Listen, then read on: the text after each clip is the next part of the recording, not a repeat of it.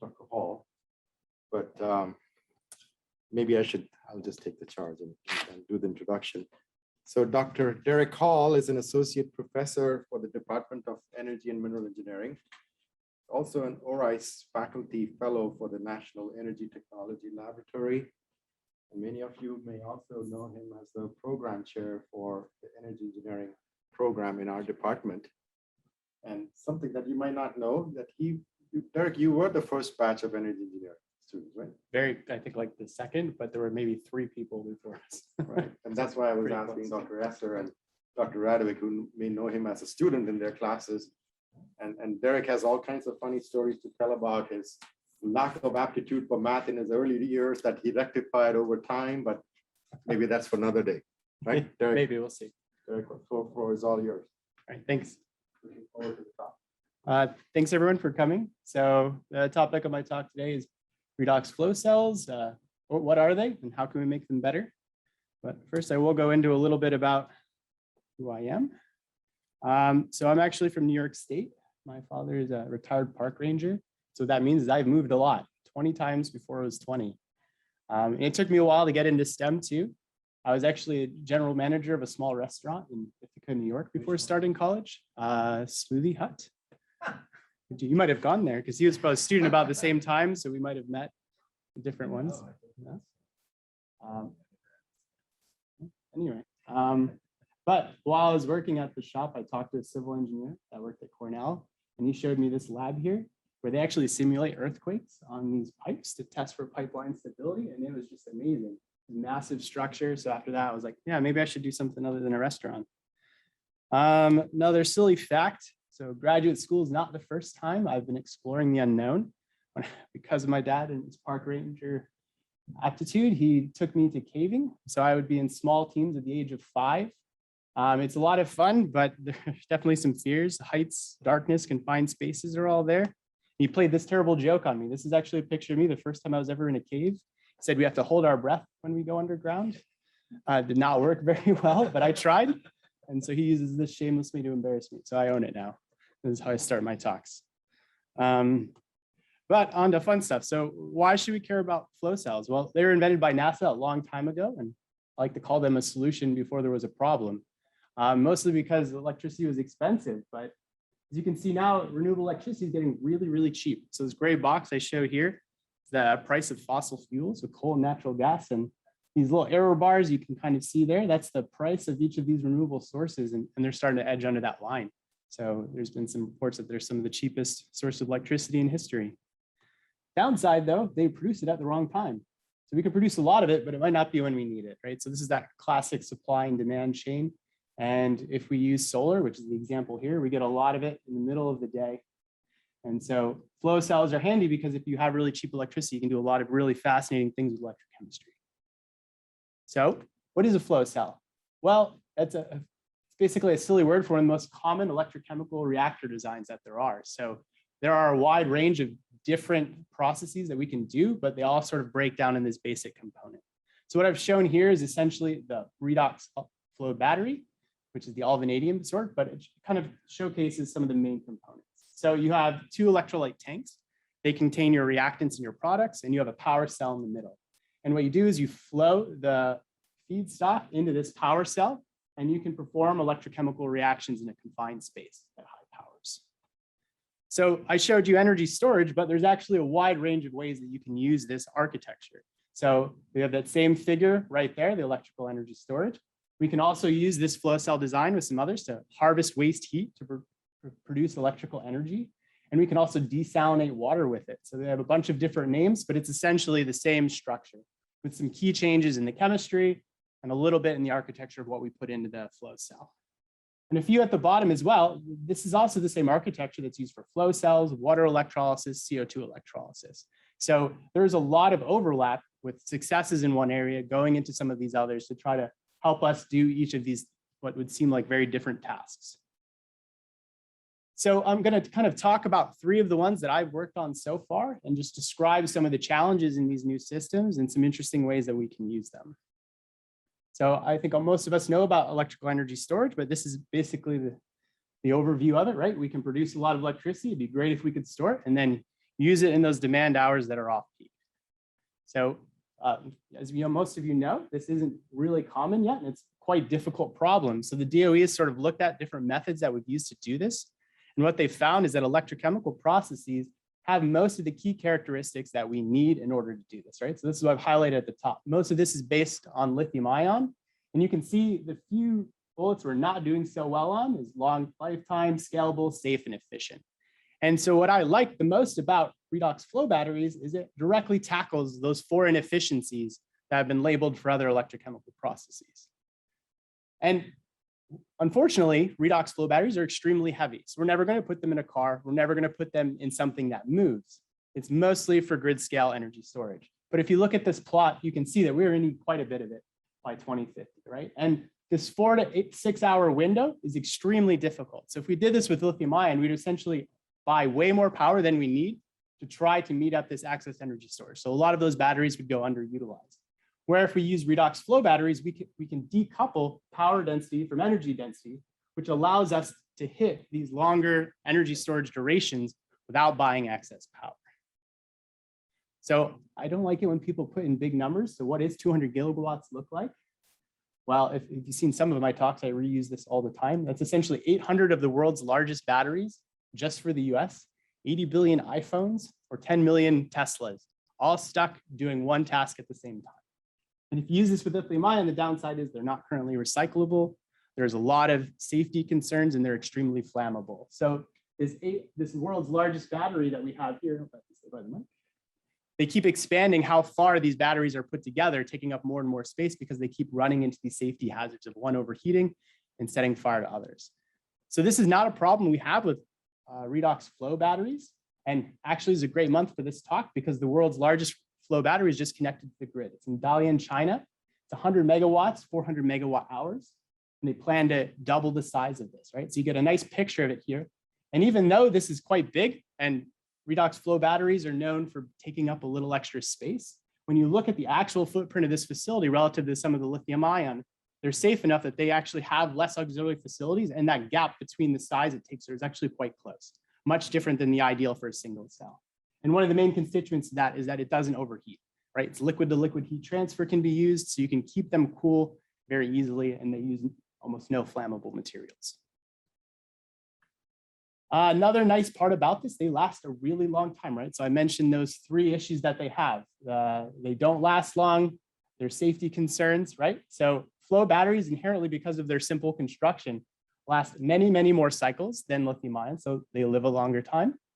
They're also much cheaper to get to these higher energy storage capacities, right? So this is a comparison between lithium ion.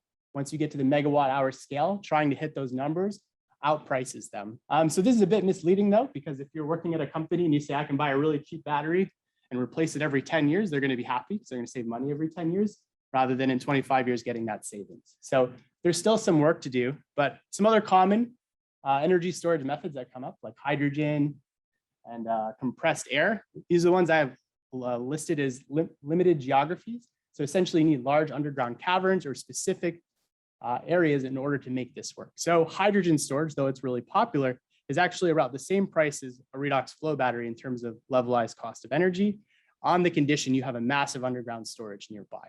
Whereas these take up much less space and you can put them in a lot more places.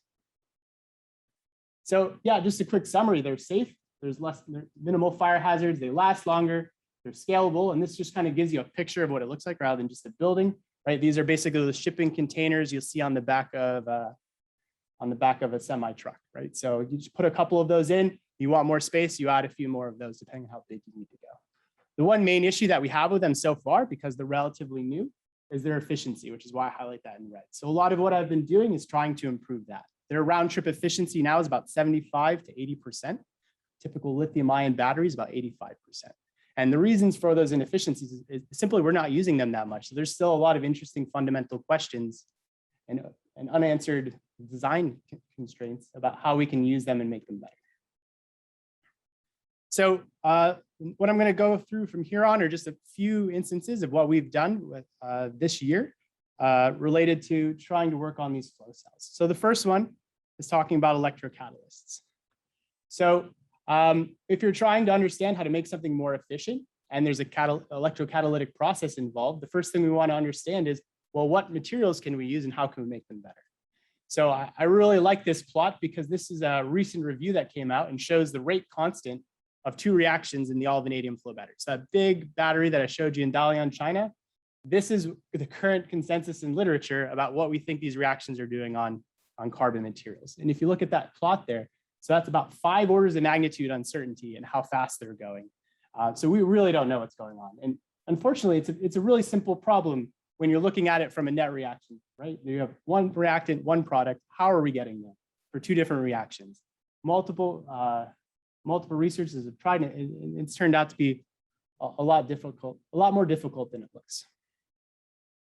So the consensus for this reaction for the all vanadium system, and we're going to talk about the positive electrode here, is essentially that these phenol groups that occur on the surface of graphene were these functional groups. And why they came to this assumption is essentially they oxidized the graphitic electrodes that they used in these cells. They saw the performance go up, and they said, well, maybe they're getting involved. So this pathway I have here has been the accepted mechanism for the past 20 years. But what it neglects is a lot of the fundamental carbon chemistry that Penn State does really well. And it has yet to use density functional theory or other commonly accepted approaches to try to vet this model to see if it works. And so there are a lot of other options. So this isn't the only one. In particular, the one I've highlighted in red here is the carbene site, which is another promising option for that. So the goal of this study was we essentially compared the standard in literature, this phenol site, and then we used the carbene site as another option to see which one was more likely to react with our reaction mechanism. So we took our VO2 plus molecule and we used a representative graphene sheet. And then we tried to see, well, if we absorb it to this phenol group, can we test that first part of the mechanism, right? Can we get this proton to be displaced and get the VO2 plus to absorb? And so we tried this with V down and with O down. And what we found is that we consistently could not get any interaction between them.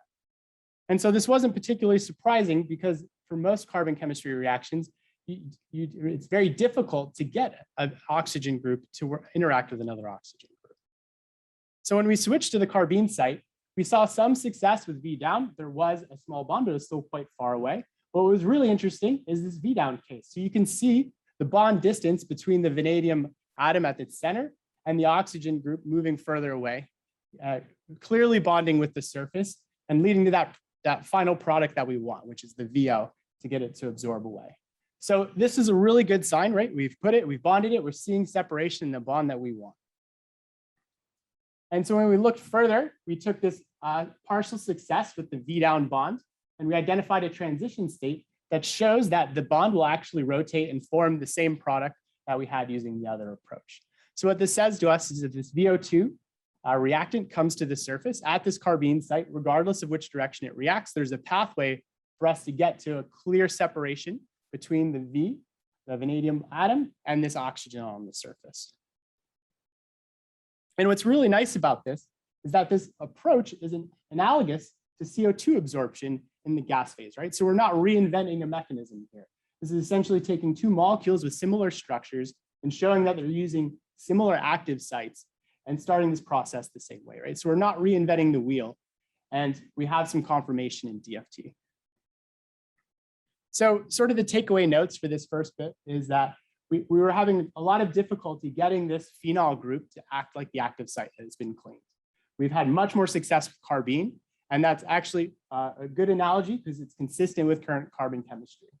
But there's still some unanswered questions here, right? So there are a number of studies that I showed you in that first summary of chaos that actually see some improvements with the phenol group. So if it's not the active site, it's an interesting question to see what else could be doing to improve it. So here are two papers that we published with our group that kind of go into this a bit more. So if you think something like this is of interest to you, we've done a nice review on this, covering a lot of those studies, why there might be some of that disagreement. And then we've got some really interesting ideas with some more DFT about what those oxygen functional groups could be doing to the surface to either promote or inhibit some of the reactions to help explain some of this uncertainty. All right, so that's that part. We're going to switch gears a little bit. So we're going to move away from the theory and come at this from a different direction. So we want to know, well, if these intermediates that are forming at these surfaces in these flow cells are important, can we find a way to detect them or at least confirm outside of modeling?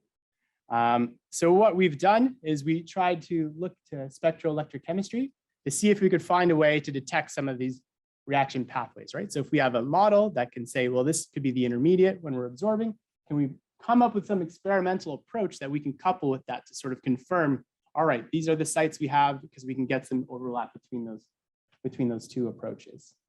So the best approach that we've found so far for trying to look at absorbed intermediates in these particular systems is using Fourier transform infrared spectroscopy. And there's two approaches that you can use to try to study these surfaces.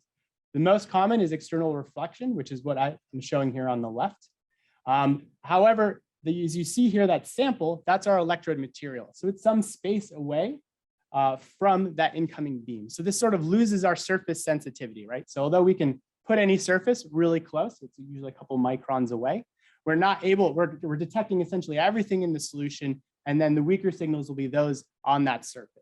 So if we move to external, I'm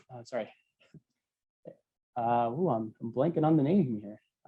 Internal reflection, ATR approach. Essentially what you do is you send the beam through it, and you create this effervescent wave that starts from the surface going into the solution, which allows you to get a much more surface sensitivity than the other approach. However, the downside to this other approach is that it's very difficult to get your electrode surface material onto that silicon wafer. So this isn't used too much in spectroelectrochemistry because of this inherent difficulty. So what we wanted to do is see if we could overcome this. So we used what we thought would be a classic electrochemical reaction, which is the ferrocyanide reaction. If you look up any electrochemistry textbook, they say this is a fast reversible reaction, and it should be easy to see. And what we like about this is that cyanide bond is really strong and loud in an FTIR signal. So if we can detect it using our ATR system that we're trying to develop, we should have a clear template that we could then use for more difficult reactions afterwards.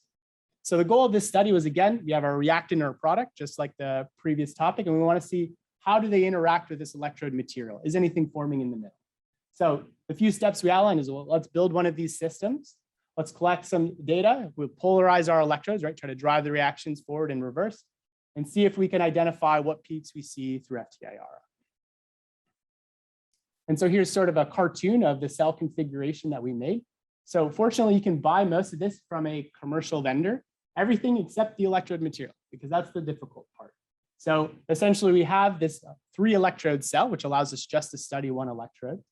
And we deposit this thin platinum film on our silicon wafer.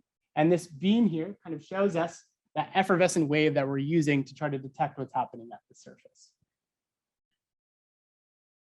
So the first thing that we noticed, if you look on the right here, this is our FTIR signal. So that black line that correlates to that small ohmic resistance, we essentially measured the resistance of our cell, and when it was really low, we had a very thick coating of platinum. But we didn't see any bumps, right? The goal we're looking for are these little hills. This is telling us we're seeing a cyanide bond, right? And so ideally, we want to see 2, the reactant and the product. So when we were using what I thought would be very thin platinum layers, talking about 10 to 8 nanometers, right? So extremely thin, we weren't getting any signal. And as we started to decrease the thickness, the resistance of this electrochemical cell started to increase considerably, right? Because we're passing current through this very thin film, sort of like a resistivity measurement. And we started to find a correlation that we could actually measure the thickness of this platinum layer that we were depositing by correlating AFM measurements, so actual thickness measurements, with our impedance spectroscopy results. So we could use this to essentially screen these thin films that we were producing and say, all right, before we even test, we can look at the impedance of the system and know if we were going to see signal or not. So before this, we didn't know what thickness would be appropriate. This wasn't available in literature. So we found this easy method to essentially screen the fabrication and also help it make it more consistent. And so we use this now that we identified what thicknesses we could use to work. We found that 4 to 6 nanometers was useful. We created a baseline. So that flat line there is essentially, we took those bumps we saw when we weren't polarizing, we flattened it and used that as our baseline. And now we're applying a polarization. So now we are producing either more of one species than the other. So when we go in the negative direction, if this peak is increasing in size, that means we're producing more of it. So when we're negatively polarizing, we are producing more of the ferrocyanide. And as we increase that potential, we're increasing the rate of the reaction. We start to see that the extreme, the size of that peak increase more and more. But something interesting we started to notice is we increased the magnitude of that polarization, we started to see more than just one peak, right? We weren't just forming the new product, we were finding an intermediate. So this is this 1 and that 2, this weird shoulder in the middle. And we started to detect that we were actually decreasing the concentration of the ferrocyanide at the surface. So what this is telling us is we have 2 expected peaks that make sense based on what we have in the system, and 1 unexpected intermediate in between the 2. So what we did then is when we went to the positive polarization, right? So now we're going the other way. So now we expect to be producing ferrocyanide and consuming ferrocyanide. Again, at the small polarizations, we see a bit clearer the peak transition, right? 1 is decreasing, right? We're creating a valley. This means we're consuming it. And we're creating a peak where we expected the ferrocyanide. However, now instead of having that intermediate, which we still detected, number 2 here, at the much higher polarizations, we're starting to see this broadening in the existence of a much wider peak when we would expect just a narrow one at 3. So we're talking between 3 and 4 here. And so this was somewhat unexpected. So what we did is we went to density functional theory and we looked at a few other papers to try to identify, well, what could be in this peak range to explain some of these unexpected peaks. So when we used DST and we checked with literature, the ferri and ferrocyanide were exactly where we expected them. But what was interesting is that, remember that high potential we applied for oxidative potentials, we saw some of that broadening. And what we noticed is that platinum cyanide bonds are in that region. So this is about 0.9 volts versus the standard hydrogen electrode. And so we hadn't seen this before because no one has documented the potentials while doing this specific system. What we found is that gold actually dissolves at these high potentials in this exact same solution, which has been confirmed through others. So what we think is that at these high potentials, we're actually degrading our electrode material. And this is the cause of some of these higher peaks at the more extreme region. And this middle one that we found here also confirms what others have seen using different methods, that there's a clear intermediate between the ferri and ferrocyanide reaction, confirming that it's not actually a simple single step reaction, they call it an outer sphere mechanism, but in fact, it does interact with the surface and form some key intermediate, because we saw this both in the negative and the positive polarization, right? So we had to see this going backwards and forwards, but only when we were at high potentials did we see these interesting platinum species form. So again, we have a nice paper. If this is a topic of interest to you, you can read up on this. We published some of these results and discuss a little more some of the implications of this reaction intermediate. But I mean, outside of us detecting the signal, which we felt was useful, we still don't know many characteristics about this. So we need more mechanistic modeling through DFT, except now with platinum, to try to understand better what could lead for this species we have in between. But this is very encouraging for us because if we can combine both of these methods, modeling and this, we'll be able to hopefully identify this reaction pathway and start to answer some of these unresolved questions about what happens between our reactants and products in these flow cell systems. Okay, so now something completely different. We're going to look at the electrolytes of some of these flow cells and see how we can use them to try to produce some new products. So low-grade heat is everywhere. Most of the primary energy we use through fossil fuels, a wide amount of it is actually wasted through energy loss, right? It gets to a temperature where we can't use it anymore. We dissipate it into the environment rather than trying to utilize it. And if you look at the temperature distribution of this weight loss from a lot of the sources you would expect, like thermal power, glass production, nuclear power plants, most of this waste heat is about 100 C or less. And a fair amount of it's at 100 to 300 C. So what researchers are trying to do now is try to develop some methods to try to extract a little more energy out of these waste streams and find a way to do something useful. So a really popular one in research right now is trying to identify a membrane-based system of converting this waste heat into electrical power. So you use this confined flow cell or other type geometry that they have with a membrane and try to produce power at reasonable energy efficiency. So now because we have low waste heat, the efficiencies are going to be very small, right? They're limited by Carnot to some respect. So we are going to have extremely low efficiencies, but even if we can get a few percent out of this large waste stream, that still equates to quite a bit of power. So I'm not going to go through all of these acronyms, but this is sort of a recent profile of the 2 key characteristics of these systems.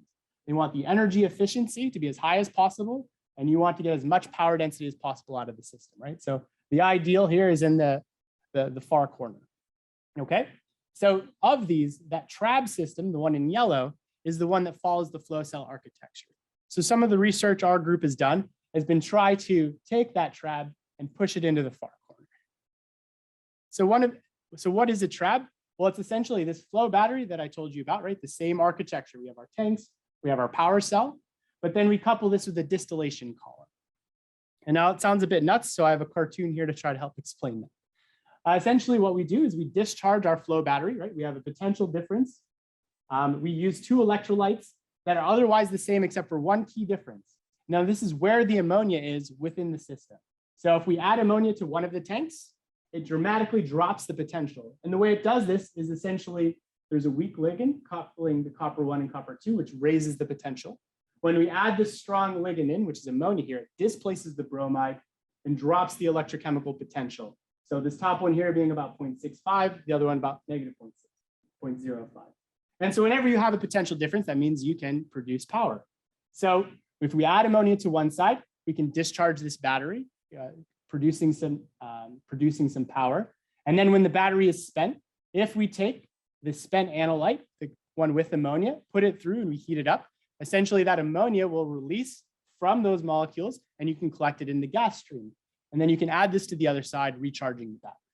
So this allows you to take about 90 C is the temperature you need in order to do this in atmospheric conditions. So if we have a ready supply of low grade waste heat, we can essentially use this to separate the ammonia to recharge our battery. So the discharge is these two reactions producing electrical energy. The charge is taking this waste heat to separate the ammonia and complete the cycle and to start over again. So we were the first group at Penn State to design this specific chemistry to work this way. It has one of the largest potential differences of any of these membrane-based systems that I showed you before. So once we identified this chemistry as being possible, we wanted to look at other key performance characteristics to see how the highest theoretical efficiency we could get from it. And so to determine the max energy density possible, we essentially identified the solubility limits of those key reactants and products I showed you, those copper species for the bromide ligand, and then for the ammonia ligand. And then we used the cell potential we had to determine the maximum energy density we could extract from it. And so when we compared this to the previous ones in literature, we found it was about twice the energy density or the energy capacity of the other systems published thus far. So then we moved on to the power side and we wanted to see, well, what power densities can we get out of it? So, and what parameters can we tune to try to optimize that power? So the first we looked for was the ammonium concentration. So as we added more of this ligand, it further complexed with each of those, widening the potential difference. And what this allowed us to do is reach higher and higher power densities. And that's what you can see here on the left, right? So each time we add more ammonia, that peak power, which is essentially the peak power density we're seeing, gets higher and higher and higher. However, the energy density we can actually extract from the system decreased with an increase, which was not expected. And what we found the cause for that to be was essentially ammonia crossover. So these membranes we use to separate them, because ammonia is a neutrally charged species, it could flow freely from one side to the other. So although we could get more power out by adding more ammonia, we had this trade-off with our energy density. Essentially, it's decreasing. So until we can devise better membranes, we are sort of having this trade-off between the two.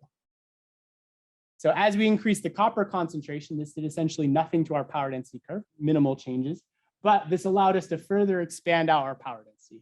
And this makes sense because the more of these electrolytes we can dissolve, the higher the capacity for our energy density has. So what these represented here were some of the highest energy densities that we could get from these batteries. So if we return back to that plot before, we had to change the units. The previous one was in watts per meters, but now we're in milliwatts per centimeter squared. So those diamonds on the far end, those represent the power densities on that previous plot. So you can see we've done a fairly good progress moving away from that. And we've increased the theoretical energy capacity quite a bit. Because of these trade-offs with the ammonia, though, we've seen some interesting things with current, where we can essentially increase how fast we discharge the battery, increasing our average power. And we actually saw that there was some leveling off with how much thermal energy efficiency we could get. So this was essentially our first crack at this new system, and it looked pretty promising. So we dug a little deeper and we were trying to figure out, well, can we push this a bit further? So when we looked at these systems and tried to identify where the losses are in this particular flow cell for this chemistry, we have three standard suspects, right? The first is ohmic losses. This has to do with the electrolyte conductivity, membrane conductivity, right? So how easy is it to pass charge through the system? Mass transport losses are these permeable electrode materials that we have. How easy is it to flow in and out these electrolytes? And are we limited by reactive transport processes within these electrodes? And the last are the reaction kinetics at the surface, right? So how fast or how slow are these charge transfer reactions? And are they causing some observable loss? So for the all vanadium system, usually there's a balance across all three. But for our new chemistry that we saw, we found that the copper reactions are extremely fast, about 1 to 2 orders of magnitude faster than the all vanadium reaction. So this one essentially went to 0. It is there, but it's basically the line. Our mass transport losses, because we had a reasonable amount of the electrolyte and reasonable solubilities and high active area electrodes, this was an issue. So we had to focus entirely on this ohmic loss. And most of that came from the membrane, which is also that crossover problem I talked about before. So that essentially took our research from exploring, well, what are the potentials? And now honing in on the major loss that we have, which is these membranes. So there are a lot of membrane options out for these flow cells, and each of them use a lot of different ones. The way they're classified is what they like to transport across them. So we call cation exchange membranes. They like to move positive ions. The anion exchange membranes, they like to move negatively charged species. And these uncharged ones, they use size exclusion, so essentially tiny pores to block ions of a certain size. If we look at the species in our actual electrolytes, we have such a mix of all of these, it's not clear which option is right. So we know we need something that's mitigating ammonia, but we also want the resistivity to be extremely low. So what we did was we took a survey of a bunch of different membranes of each of these classes, and we tried to test them to see how they worked. So we measured the area-specific resistance. This is proportional to the resistivity. And then we monitored how peak power changed for each of these plots.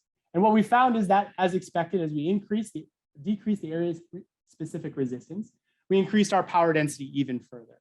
So what was surprising to us is this Nafion 117 in the red here, and the Selenium CMV in the orange, they are both cation exchange membranes.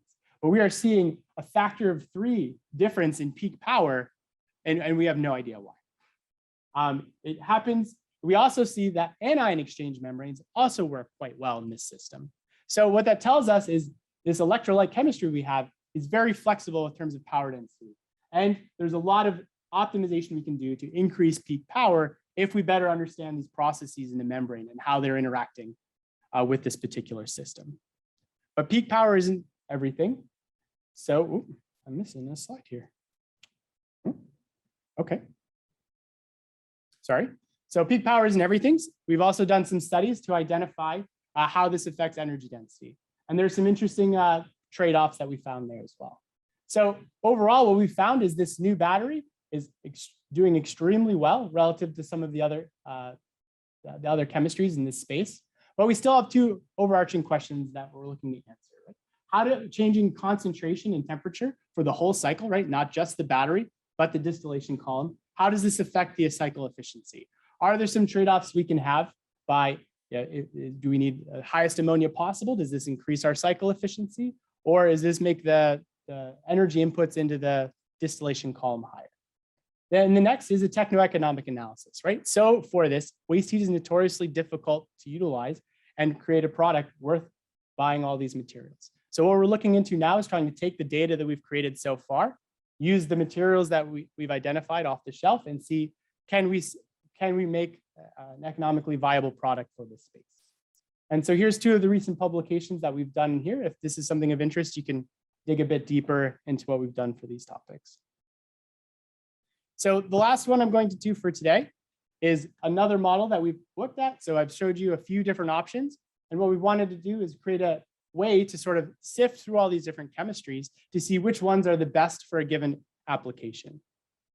So what we started with, and this is just an example of some of those different options that we have, right? So we have this all vanadium, which is the one that you saw in the Dalian, right? There are 4 different companies that are making this at the moment. There's zinc bromide, which is another contender, and there's a few companies doing this. All iron is a very new one that's just shown up. So it uses iron chemistry instead of vanadium, which is much cheaper, but there are new performance limitations to that. And then there are a few proprietary ones from these companies that we actually don't know what the chemistries are, but they're selling them. The only thing we do know is that the installed capacity of these flow cells for energy storage is increasing quite a bit. And once we add that Dalian China storage capacity on there, you can get a sense for how fast it's increasing, right? Just one large battery is enough to have a dramatic increase on that installed capacity. So when we look at these flow cell chemistries and their capacity, if we're trying to understand which ones we can improve and how quickly, right? Because it's such a diverse field of technologies, we wanted to look at some key characteristics that all of them have in common to try to identify which of these are the most promising that we should focus on to try to increase the impact of the research that we're doing. And so some of those are thermodynamic parameters, which would be the standard cell potential and the electrolyte concentration, right? These are related to the Gibbs energy of those species and the solubility limits that they have within the solution. And some of the other ones are performance and operating conditions that aren't constrained by thermodynamics, but take into account the other inefficiencies you see in a real system. And so those are the energy efficiency that we've attained with some of these chemistries, the storage capacity, which is also a function of how much loss we have, and the voltage cutoffs we use. So we took each of these parameters and we tried to create a model so that you could sort of visualize quickly what the efficiencies and inefficiencies are in this system. And so this is what we came up with. So this is essentially a charge-discharge plot, but what it shows you is capacity on the x-axis. This is how much charge capacity is available in the battery, just like you would with one of your cell phones.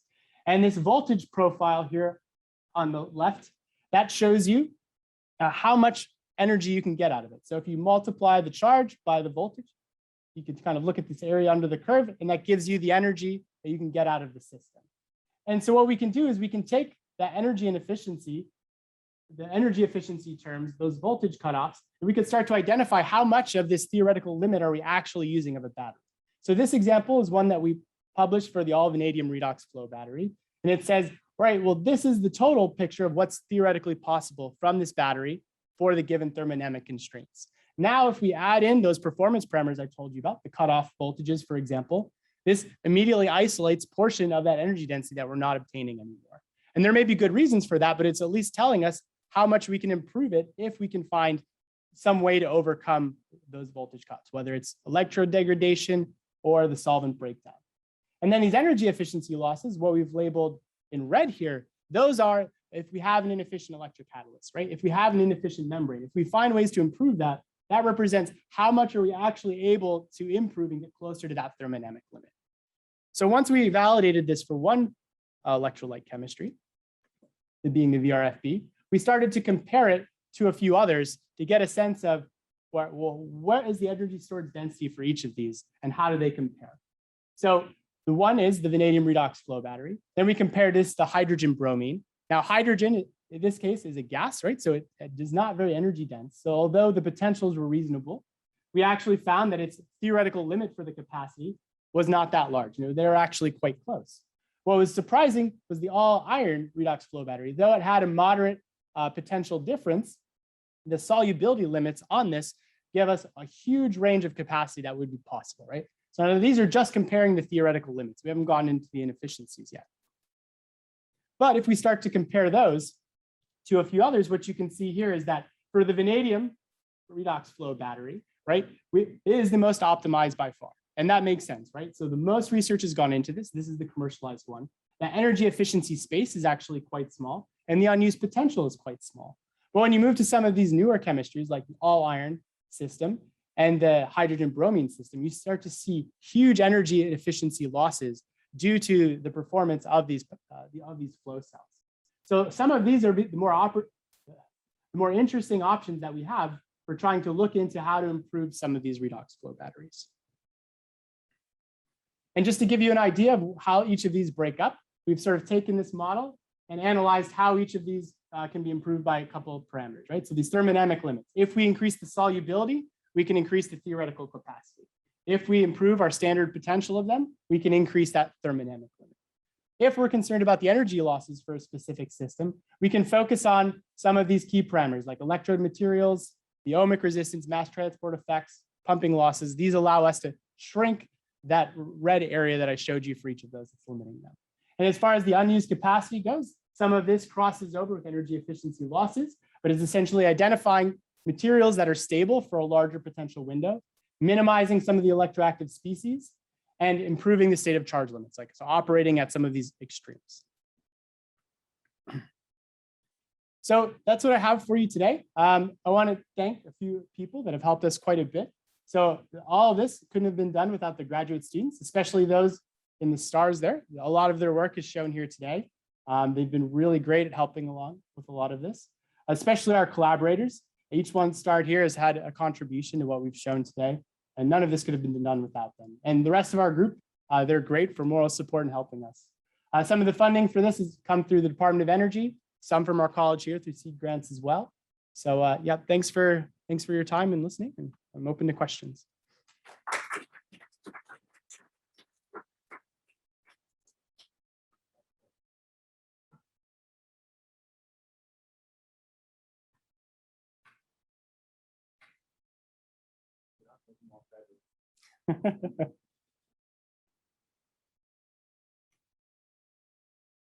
So either everything was understood or nothing was understood, right? That's a simple question that apparently, as I was listening to you, in thermodynamic terms, it's trivial, right? But when it's applied to fuel cells and batteries, it becomes very complicated. The relationship between energy and power. Right. And so what is very interesting or intriguing even is that when you show capacities, let's say 100 megawatts, you show 400 megawatt hours, right? Right. That's of course a non-starter in any transformation, except I guess in this one where you consistently show that the magic number is 4 hours. Right. So what happens if you multiply 100 by 40 by 400? Mm-hmm. Whereas in typical energy conversion systems, if you have a 100 megawatt plant, there's about gigawatt hours, right? Right. And so what is the limitation here? Is the size of the tank? What happens after 4 hours? Right. Yeah, so that's interesting. So for most energy, for most power generation systems, they talk about how long they could run the plant without stopping, right? So if you have a huge pile of coal, you can produce until you need to shut down the plant, right? So if you have 100 megawatts, it runs until the plant stops or the industry tells you to stop. And so you can keep generating over and over again. Because this is storage, that power is limited by how much is available for charging and discharging, right? Our coal plant, our coal is the tanks, right? This is batch versus continuous. Right, exactly. So yeah, But you can constantly feed the tank with electrolyte, right? Or is that a problem? no, you can make a bigger tank and that would increase the hour. You need a bigger tank. You need a bigger tank. Oh. So if we Can shrink you the, use the same tank, make it continuous. well, it is continuous, but the amount of energy that you put in is finite, right? So you're basically taking it from the grid. You can charge it for 4 hours, but then you'll hit a limit. You can't charge it anymore. And so then you can dissipate it for that full 4 hours, and then all the energy is back out. So for you to have a higher charge capacity, right, the number of molecules able to take that charge, you need more electrolyte, more volume. So we need a bigger tank or more tanks added, and then that increases the time. What's unique about flow cells is that it is just about how much electrolyte you have, which is essentially how many tanks. When it comes to batteries, lithium-ion batteries, that's no longer the case. Both their power capacity, so that megawatts, and the megawatt hours are limited by the amount of material. So that rate is fixed. You say it's a roughly 2 to 1. So you get 200 megawatts, you get 100 megawatt hours of storage, and there's no changing it. So if you want more, you have to build more. You can't separate that coupling. So basically, we're never going to get to a larger number of hours of storage. Oh, we can get to 10. You just need to buy more electrolyte. It's a financial constraint at the moment, and also a market constraint, right? If there's not a high demand for 10 hours, they don't make tanks that big. They certainly can. There's no technical limitation. So that all iron system I showed, they sell 10-hour energy storage. So whatever that power rating is, they can give you up to 10. And that's what they've touted. So it is flexible. It's just most of the market, and actually I'll show on the slide here. And this is what NREL predicts as well. Most of the market is this 2-hour storage, right? So we have the 12-hour, it's pumped hydro right now. It's just, it's really small, low capacity, and most of that's lithium ion. But as we start to move to more renewables, these higher times start to grow market share, which is where flow batteries will do much better because you can separate and you can get into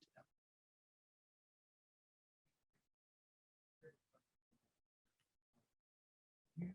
There will be a shift away from lithium ion redox flow batteries for grid scale energy storage in the US in the near future, or is that already happening? My understanding is that most of the installed battery storage is still lithium ion. Oh, this is John Bachman, your old advisor. Yeah, it's a great question, John. So yeah, you're right. Most is lithium ion at the moment. And that's because most of the market wants that short hour energy storage. But as we just said, it's coupled and fixed. So as you go to higher hour requirements, you're going to have to get more and more of this, which will make it much more difficult. So these flow batteries are picking up now because the demand for longer duration energy storage is coming too, as we start to increase the capacity of these renewables. And you can see this with the Dalian China example as well, right? Yeah.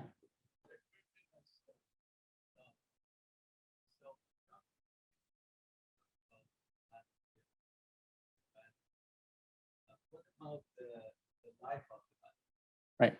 So which one has Yeah. to be there for?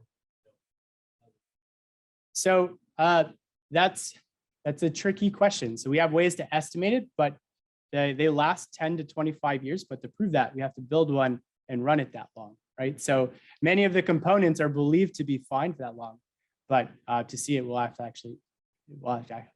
actually do it. The one nice component that I can say is the electrolytes themselves, they do not break down. So the vanadium that we put in this all vanadium battery, actually one clever market ploy is that vanadium is a commodity that's traded. So some flow battery companies have been kind enough to store the vanadium that's traded in very secure acid tanks that they would allow us to purchase back at later times, right? So they essentially are using it as a way to store the vanadium because it does not get damaged in this process, right? We don't lose any. You can essentially drain it and get all of the vanadium back. So the electrolytes are, at least the metal-based electrolytes are quite stable. They last a long time. The components like the electrode materials, they have to be replaced, but you can stop the cell and start over. So because they're simple, they do last longer. I think about on average 4 to 5 times longer than lithium ion at the moment, but these numbers keep moving. Also for lithium ion as well, right? Lithium ion lifetimes are increasing as they learn more about it too. So it really is a race for which ones will last longer and who's better at predicting how long their batteries will last.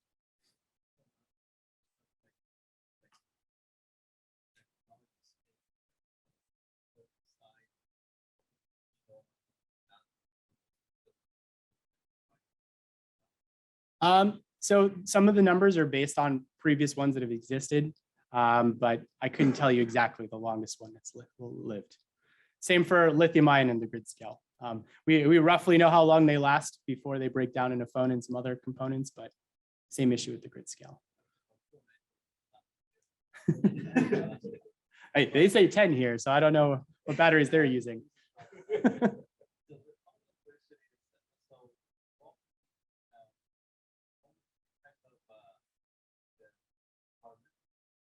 Hmm.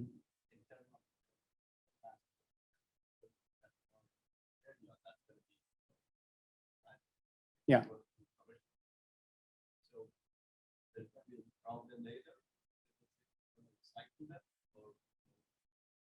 I mean, it's sort of like a coal-fired power plant, right? We built those and said, oh, every 20 years we'll tear it down. But now some are running 60 years and they're plugging the holes with everything they can, right? So I think this is the mark where the company says it's guaranteed to last. After that, I think it's a function of how much engineering putty do we have available. But the recycling concerns are a real one, right? If we build a lot of these, depending on the materials that they use, mean, we all know about lithium ion and some of the materials within that, right? And there are real concerns. Can we close the loop and move to this more circular economy? So the same things will apply to flow batteries. There are components that will get consumed, and we have to think about the environmental constraints for it.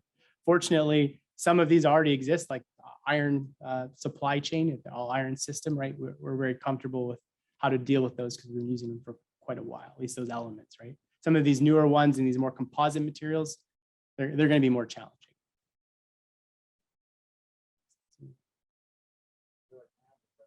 Yeah. So in the when you're fighting for waste heat, Mm-hmm. is there a definition of the proportion to what the incoming fluid calorific value is, right? Right. So is there a limit on that? On what threshold? Yes, definitely. So you could subcategorize the waste heat harvesting based on what size they're looking for, right? So the one that I showed you is, again, like a flow cell. We're talking about a large concentrated source. So ideally something with a power plant that you can couple. So we're working on a case study now where we've taken the turbine plant on campus, and we basically sized up how big would our system have to be given our performance, how much would it change the turbine efficiency, and then something like that. So those are where we're starting right now. Fossil fuel or production heavy plants that are already producing quite a bit. But you wouldn't build one in like a coat pocket to harness something else. Anybody looked at this lower temperature geothermal? Not yet. That's sort of our next step would be competing against organic Rankine cycles and those sorts of things, right?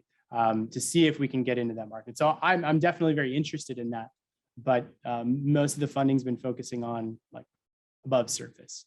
So I think, yeah, there would be some flow constraints, right? At least it would definitely affect the economic model, right? Having a large supply of waste heat is much better than a small one for this, for sure. But unknown, right? I don't know. I don't have a good answer. Yeah. Mm-hmm. Right.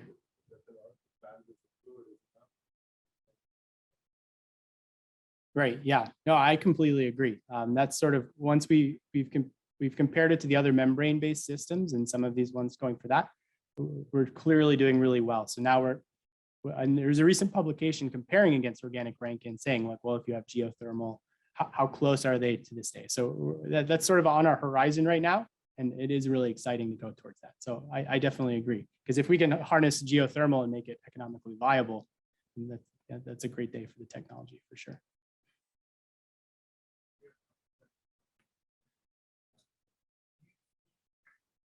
Grid scale storage,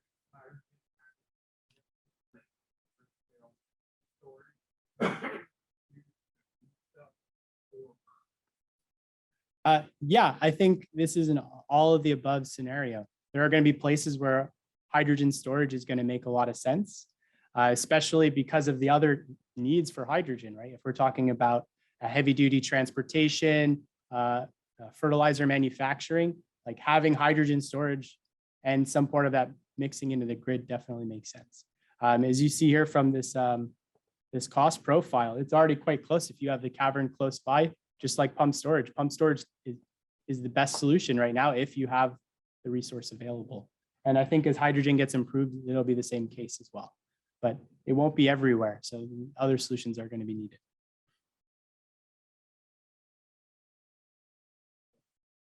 Yeah.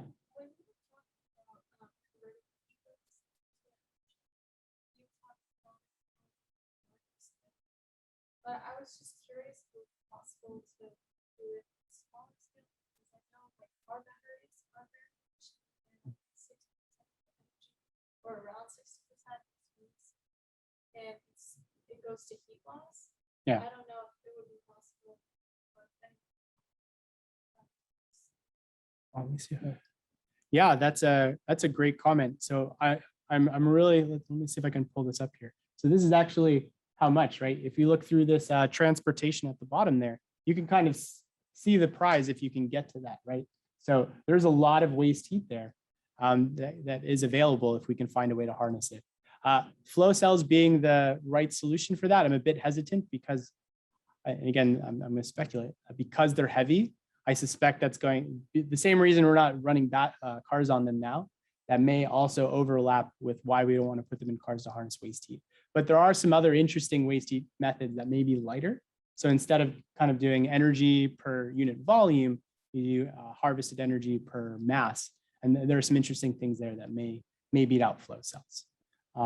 I do know some colleagues that are working on microfluidic trabs, the ones that we're doing, but I think they're for different reasons, right? I think it's for confined spaces rather than transportation.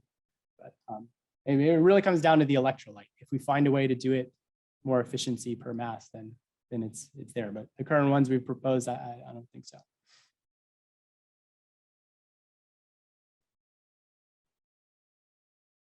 Yeah. Eric, is there potential coupling flow ladder?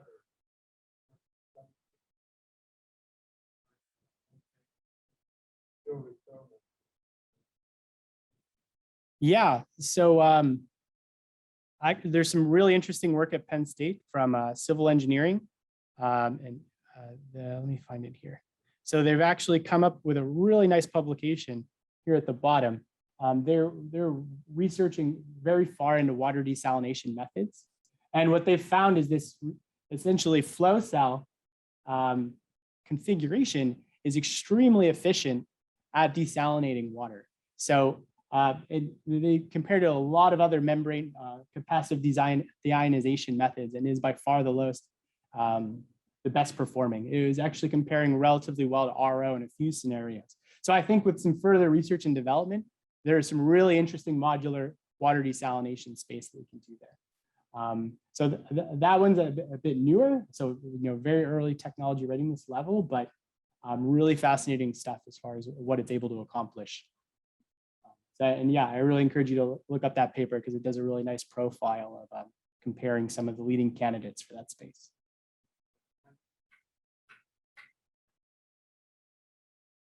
Questions? Any questions online? Thank God, Derek, once more.